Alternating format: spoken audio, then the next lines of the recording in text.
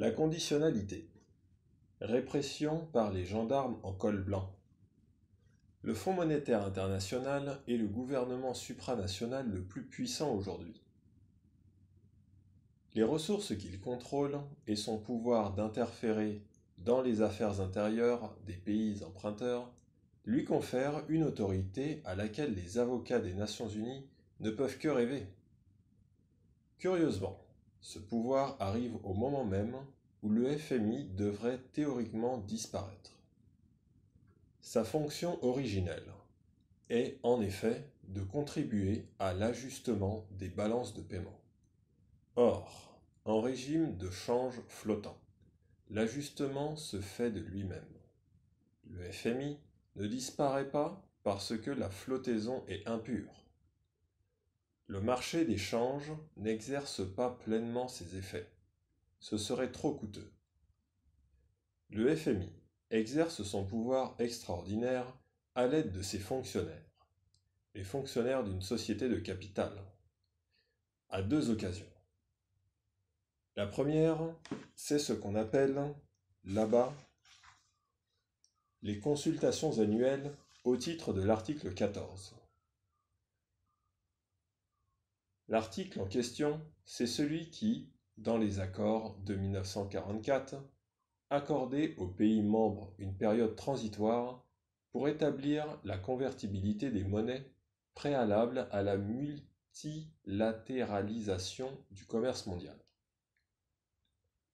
Les consultations sont restées la préoccupation principale du FMI jusqu'en 1959, parce que les restrictions de change étaient la règle partout, jusqu'à la mort de Bretton Woods, faute de travail.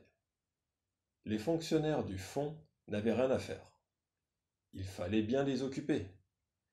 Quand les pays africains sont rentrés au FMI, ils ont été invités à respecter immédiatement, sans préparation, la convertibilité des changes, tempérée par l'article 14.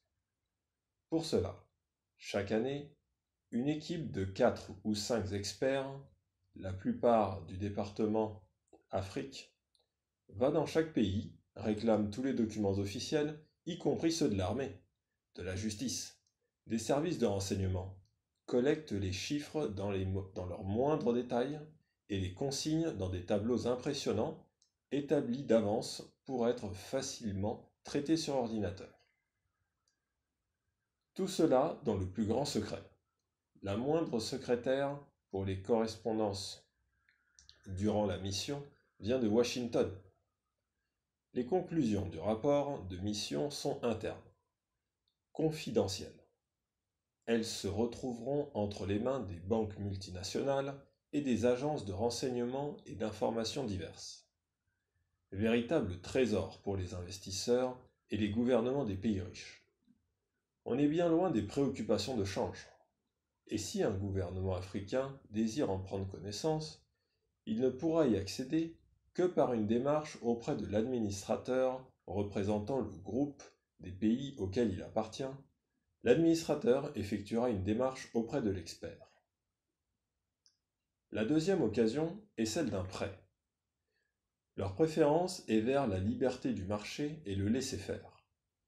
Quand vous regardez les accords du FMI, il y a un cadre standard, un plan presque préfabriqué d'évaluer la monnaie, éliminer les subventions pour les aliments et autres biens de base, libérer les marchés et rendre le climat de l'investissement meilleur pour les sociétés étrangères.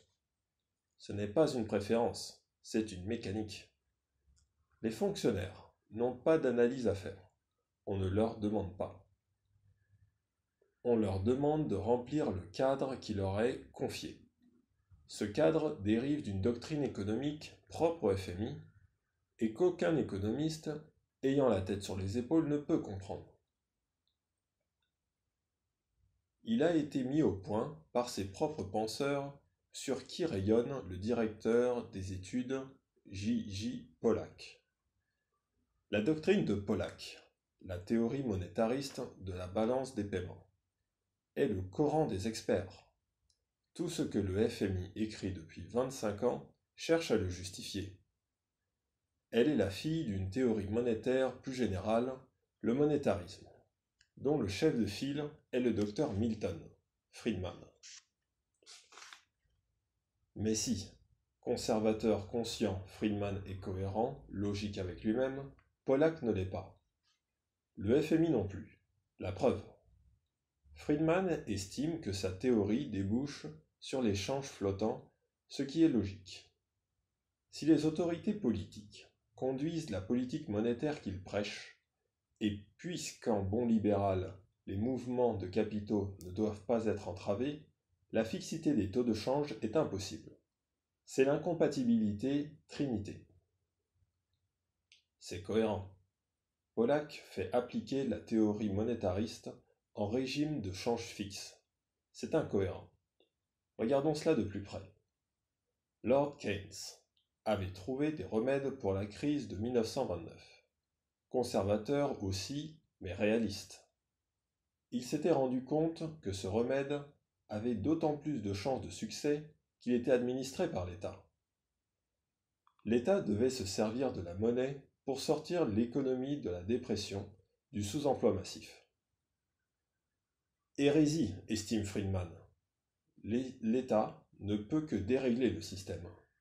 En accroissant ses dépenses financées par la monnaie, il ne peut que fabriquer l'inflation.